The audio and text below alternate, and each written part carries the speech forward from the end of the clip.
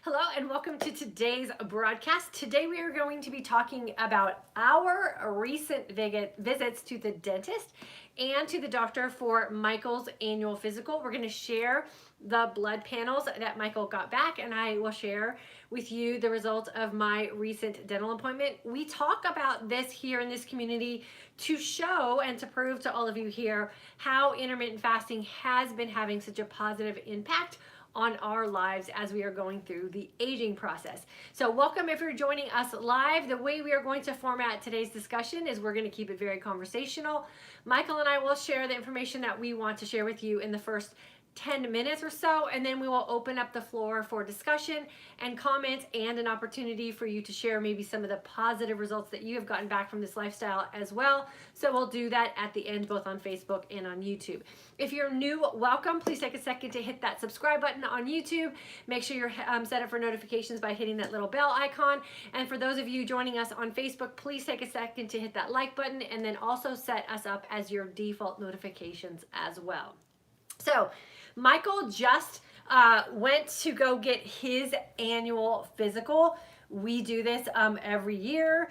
We go to the dentist every 6 months, and we really have a series of things that we look for in markers to show the improvement of the lifestyle changes that we have been making above and beyond how we look and feel. So I always say the proof is in the blood work, in what it is that you're doing, in the lifestyle changes that you're making, and some of the results that you can get back, especially if you are trying to make very concentrated efforts on areas of improvement. So I'm going to go ahead and start real quick, and I'm going to share with you what happened at my dental appointment, and then I'm going to have Michael go through his blood work.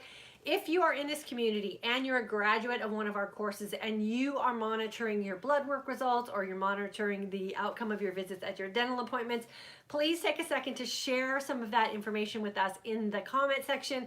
And then, like I said, at the end, we'll go through and we'll welcome everyone and share your success story as well. So I just finished my 6-month appointment with my dentist.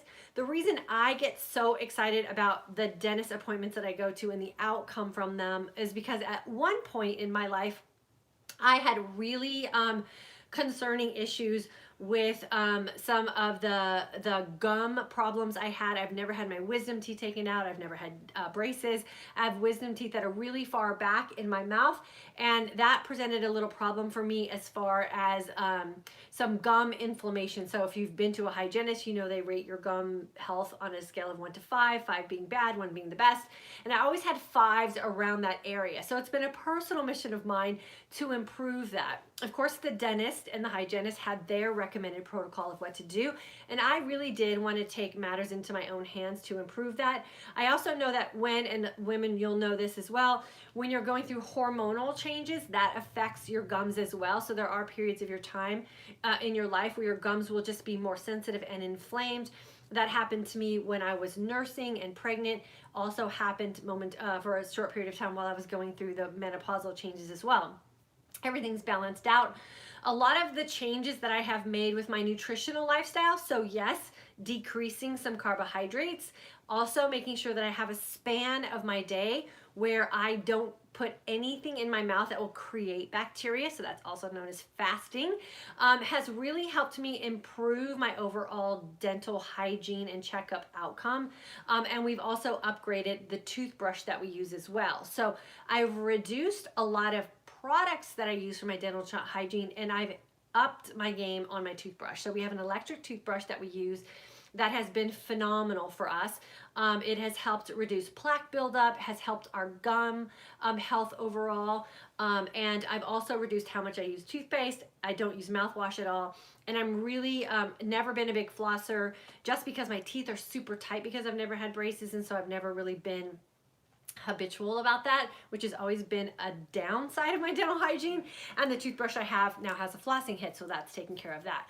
So I went to the dentist and had just rave reviews from my hygienist and my dentist. Most women in their mid-50s are going to the dentist and having problems as they're aging, with bone decay up in their jaw, with plaque buildup in general, and a lot of periodontal type of things as well. So I'm the opposite of that. Every time I go to the dentist, my dental health improves, and this is why. intermittent fasting has really improved the overall health of my body from the inside out, and then incorporating that fasting window in my day and just not putting anything that's going to create extra bacteria in my mouth has helped as well. So very little 4s, mostly 3s, a lot of 2s, and tons of 1s during my hygienist appointment. So I am proof that as you age, your dental health can also improve by making some lifestyle changes. Improved toothbrush, reducing the amount of over-the-counter dental products that I use and how I use them, and then incorporating a fasting window where I don't put any new bacteria building type of things in my mouth, and then making sure that the things that I feast on are also going to help with dental health overall as well. So you can improve your dental health as well as you age by just simply implementing some new lifestyle changes. So I highly recommend practicing some of these things if you are a woman or man who's aging and is concerned about your dental health as you're going through this aging process. My dental hygiene has improved dramatically. I mean, I was this periodontal patient. I mean, they had me tagged, like they wouldn't let me out of that periodontal patient thing. You know, I even asked them, like, are you always going to keep me in this category of being a periodontal patient?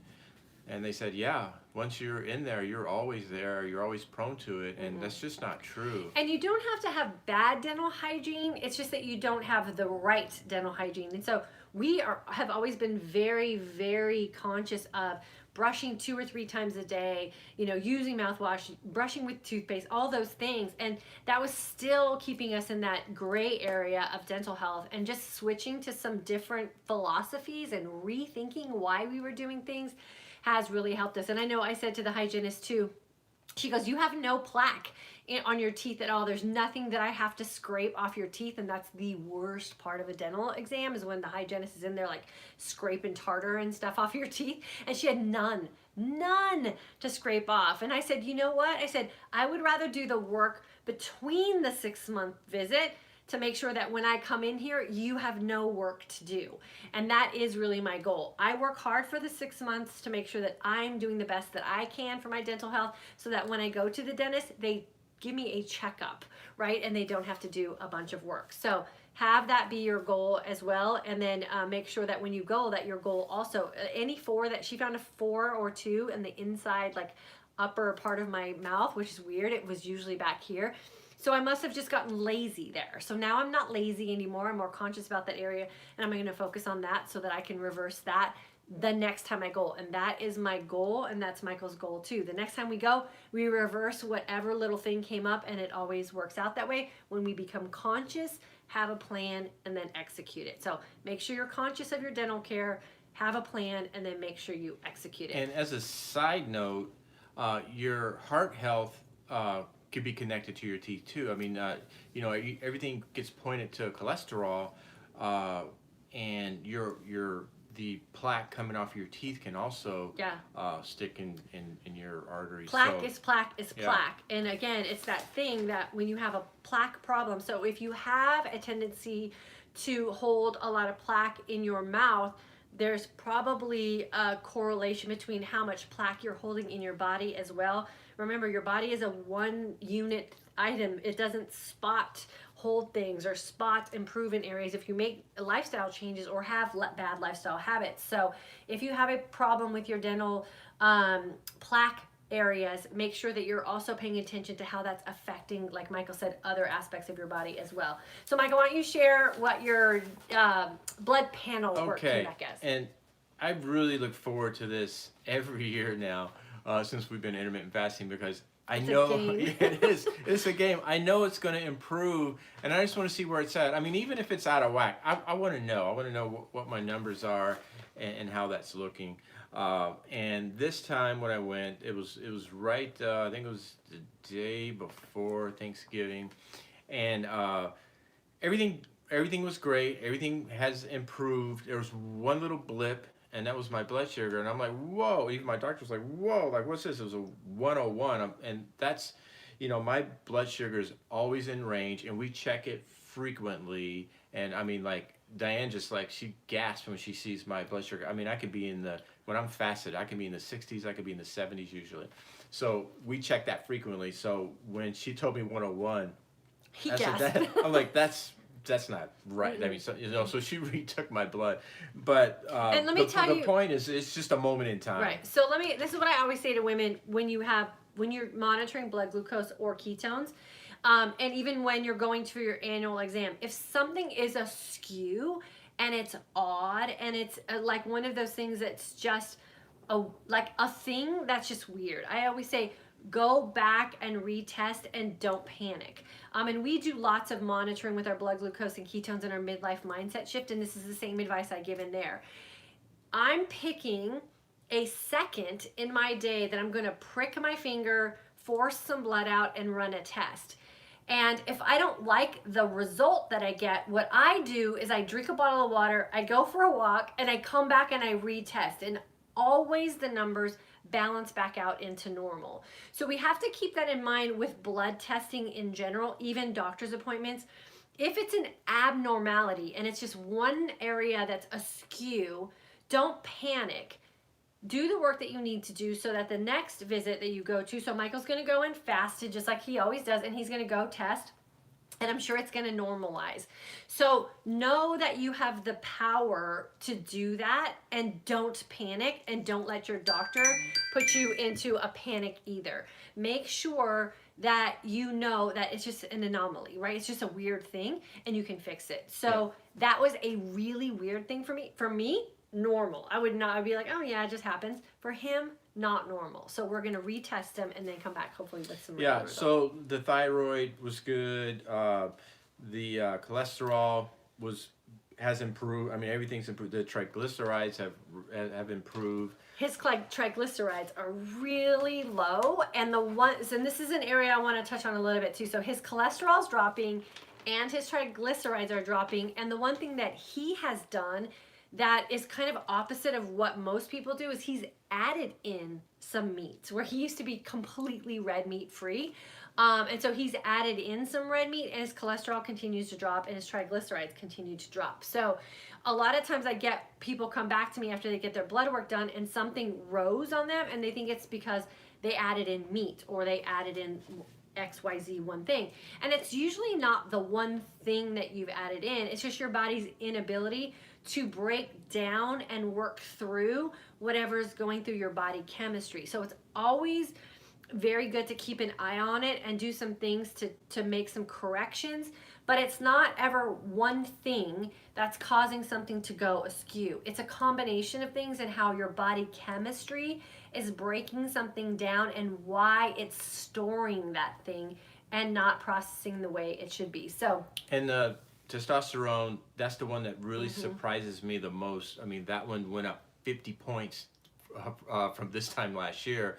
And the only thing I'm doing is the intermittent fasting, the fasted workouts, drinking the water, trying to get better sleep. All the things that we're doing and the things we talk about in this community have caused my testosterone to increase year over year. And I don't take any testosterone meds. I've never been on steroids or anything like that, even though I've been accused when I've been in my best shape. I have never touched any of those things, and those numbers keep improving.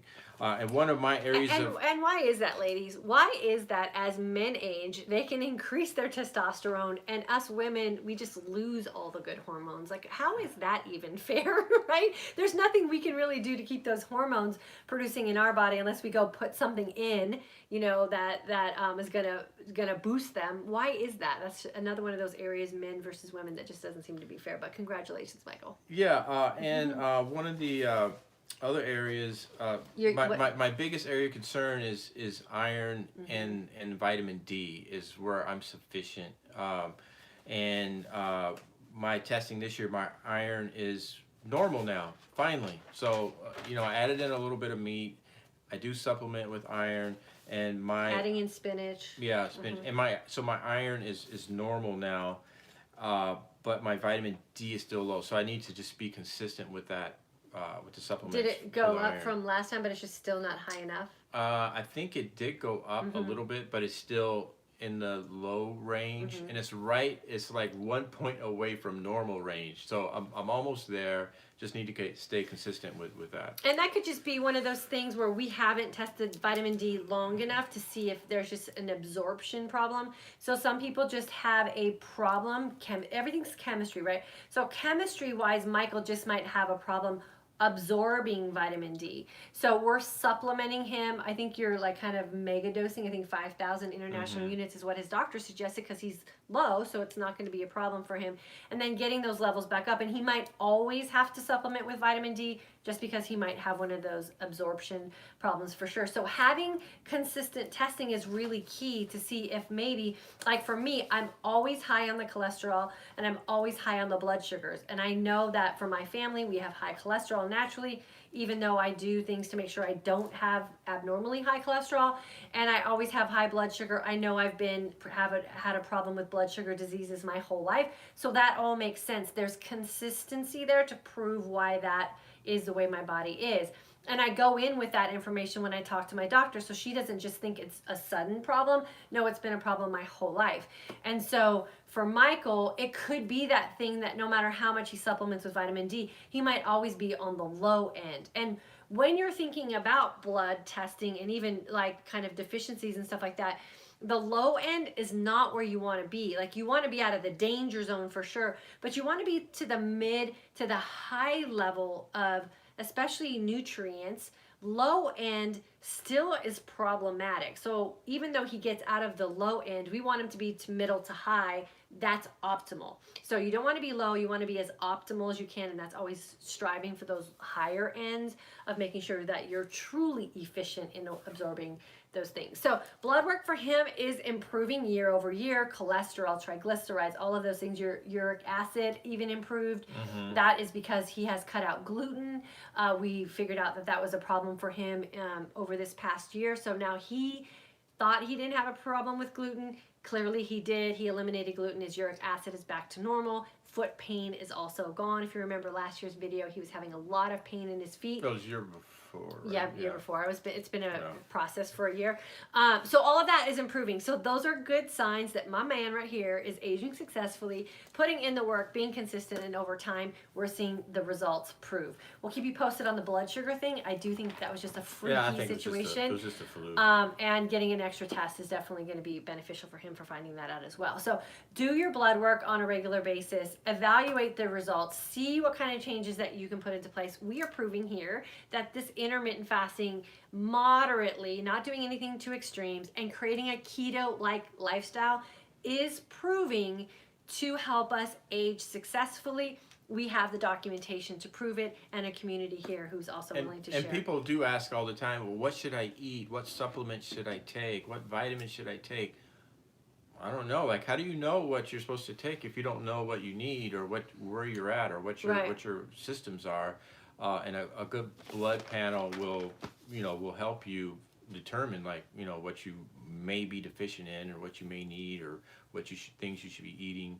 I mean, we know basically we should eat nutrient-dense foods, but it could be more than that if your blood's telling you something. Right. And keeping in mind that just making nutrient-dense food choices doesn't mean that you're going to get the most nutrient-dense foods, because we aren't in control unless you're growing it in your own backyard.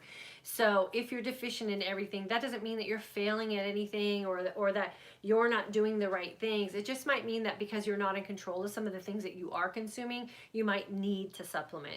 And then information is power. We don't want to just go out and buy a bunch of supplements assuming we're deficient in some things.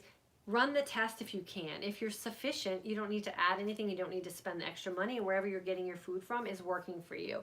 And so always rely on that as well. And then knowing that when you're in a fasted state and you're allowing your body to take advantage of those levels of autophagy that we can get into, that is an opportunity for your body to tap into stored nutrients as well, which can also help you stay efficient.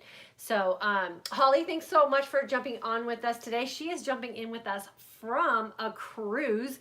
So way to hang out with your gal pals and your guy pal for sure. We appreciate you being here with us, and we hope that you are testing your blood as well, and you're seeing the results of what it is that you're doing. Christy from Southern California, September 2019 grad and doing good. I have recently been wearing my Garmin watch to track sleep this week and have had really good deep sleep since IF and food choices.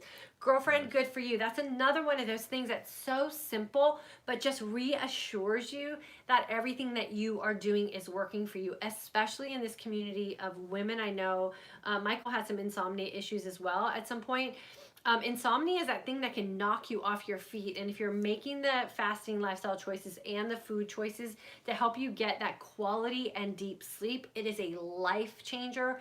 It will be the thing that will help you balance out those hunger hormones, all your other hormones, and just help you go through your day just feeling better and being more efficient. So Christy, congratulations to you for doing the work, wearing your Garmin and tracking that sleep for sure. Teresa is here on Facebook. I had a good dental appointment today Teresa. too. No issues, easy appointment. I'm going to buy that toothbrush you recommend as a gift for myself. Awesome, Teresa. And we'll send you the link on Amazon, because the one we have, I think, has some coupons associated with this sometimes.